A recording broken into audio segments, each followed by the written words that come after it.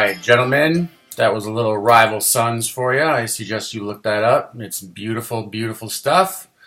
Welcome to the MFFL Week 13 review. Sorry, it's a little bit late. I had a lot of stuff to do yesterday, and I couldn't swear in front of the kids, so I couldn't do it after they got home from school. There you go. Anyway, little interesting developments in Week 13. The divisions now stand as follows. The Superstar Division Biohazards fall to the War Pigs, surprisingly. They are now 8-5, only one game up on the War Pigs, who are 7-6. Bourbonites win, go to 4-9. Bullies try to throw the game and would have lost anyway, just FYI, at 3-10. The AAD, used to be C, I don't know. The All-American Division, Bad Company wins again, up to 10-3. Fighting Sioux lose, go to 8-5. Kings lose, go to 8-5. Cartel wins, goes to 5-8. Power Pack Division, Untouchables lose. Surprising fashion, go to 11-2. Commandos with the win go to 8-5. Big win for the Commandos, as we will discuss shortly. Fury wins, goes to 4-9, and the Lead Dogs drop their 8th in a row, falling to 2-11. Why were some of these games a little more important than others? Well, the War Pigs were basically out of it, still kind of are out of it. At 7-6, they need to get to 8. War Pigs lose this week, and the playoffs are set. That's what happens. The War Pigs lose this week. Everybody that has 8 wins right now or more is in the playoff. Okay, so that's pretty simple. If the War Pigs win and the Biohazards lose somehow, very doubtful, but crazier shit has happened, the War Pigs will actually win the division. Crazy enough. Furthermore, what else here? It looks like Bad Company is going to win their division. Untouchables, obviously, their division. So those two are set. Bad Company and Untouchables win the divisions. And they will also get the first round buys at this point.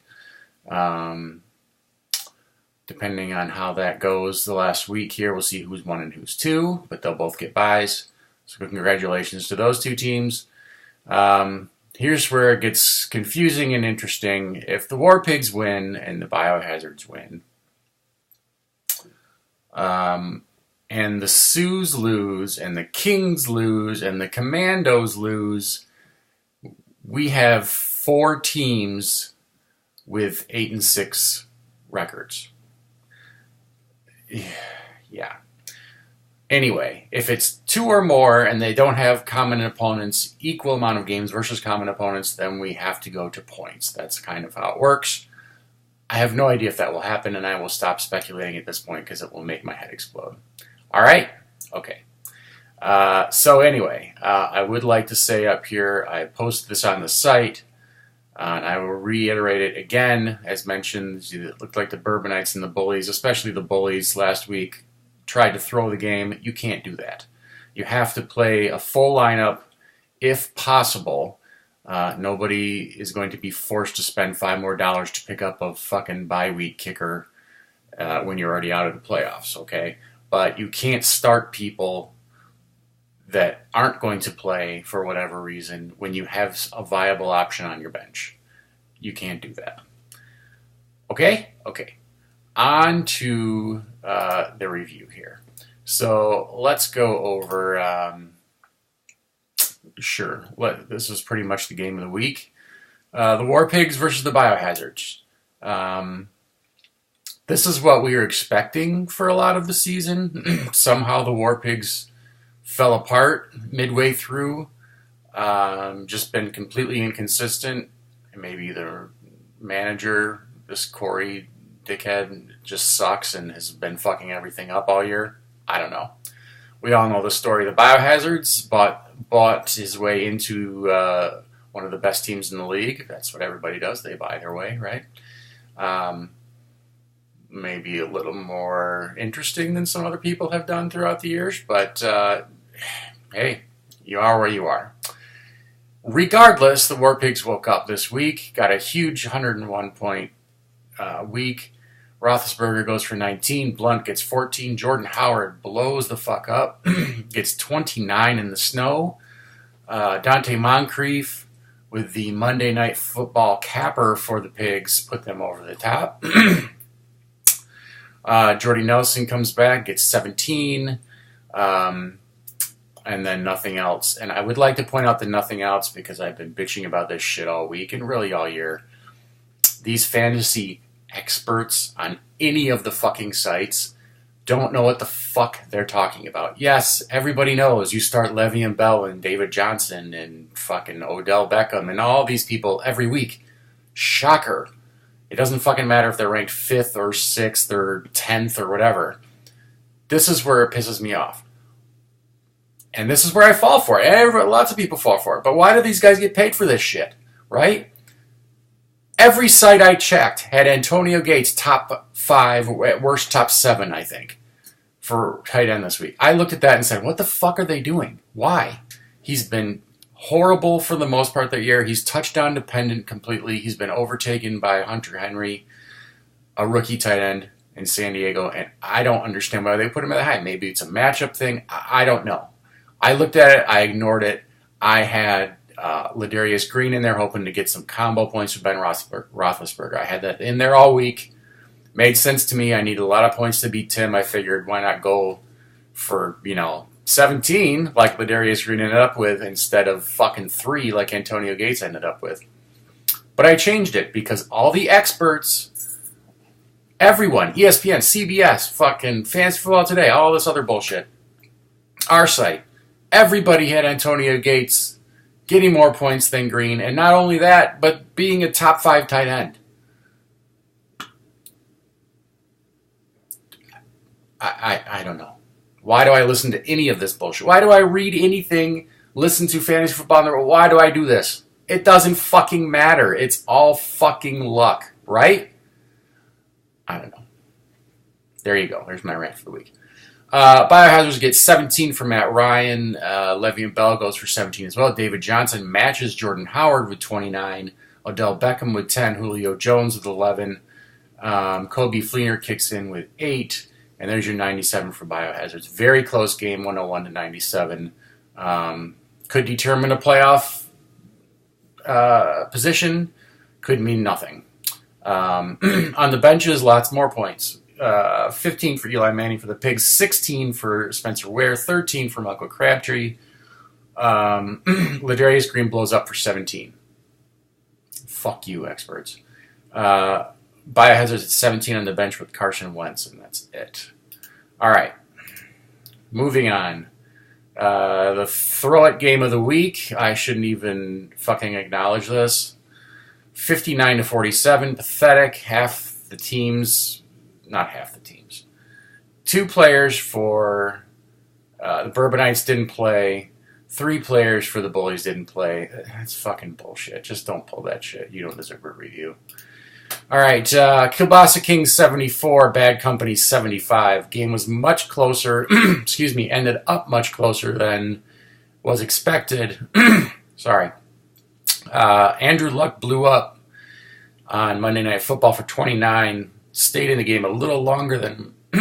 really sorry, guys. Andrew Luck stayed in the game a little longer than was expected, especially in the 34-3 blowout, whatever it was at the time. Golden Tate gets 20 to carry the Kings. Decent 74, better than his recent weeks. And I guess you're just going to have to hear his shitty voice the rest of this review. Sorry. Phillip Rivers for Bad Company gets 18. Ezekiel Elliott 15. DeAndre Hopkins finally scores 11. Matt Prater carries Bad Company with 16. Pretty sad when one of your best players is your kicker. That's how it goes. On the bench, Kirk Cousins with 20 for the Kings. That's pretty much it. 1 point game. 1 point game. Probably won't make a difference. Both these teams are probably going to the playoffs, but shit happens. We'll see. Fighting Sioux 67, Cartel 72, another low-scoring game. Suze started Kaepernick in the snow.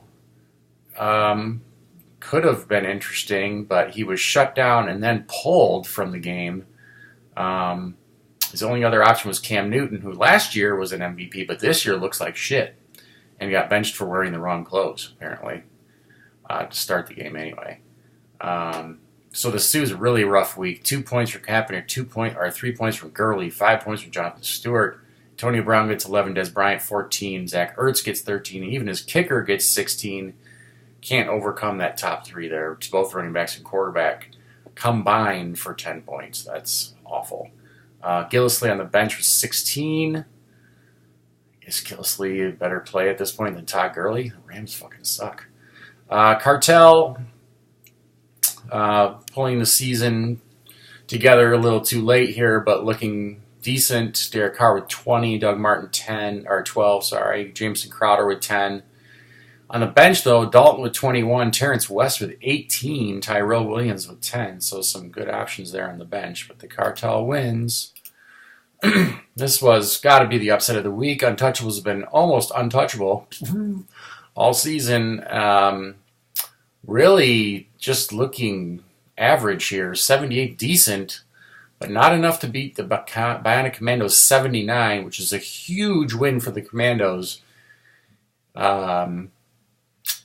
Because really, in the playoff push, Commandos had to win one of the last two games to get a tiebreaker versus the War Pigs if it comes down to those two.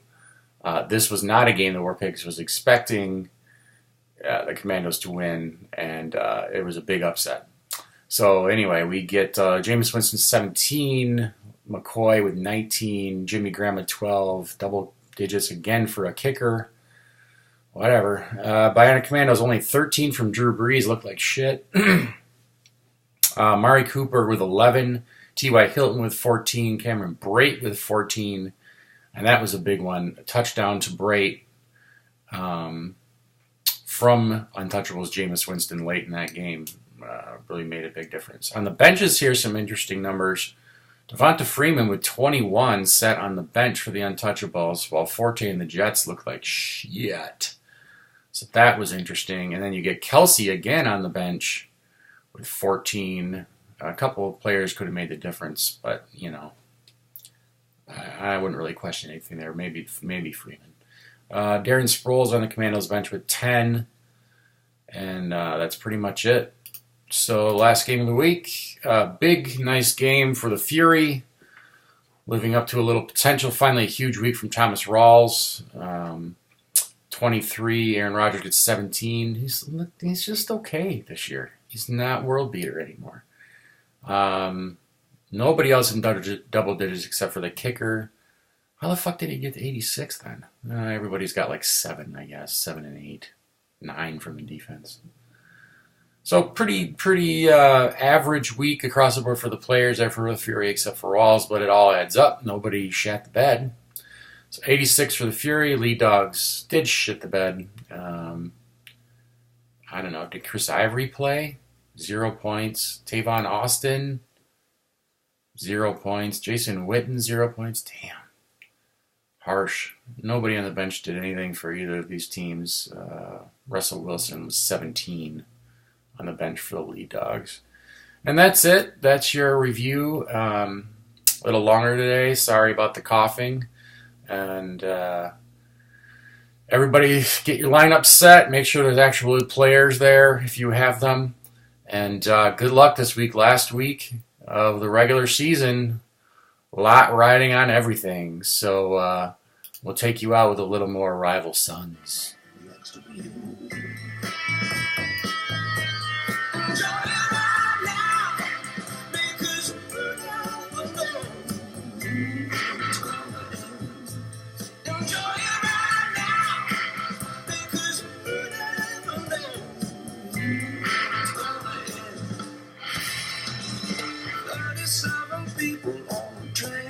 Peace out, bros.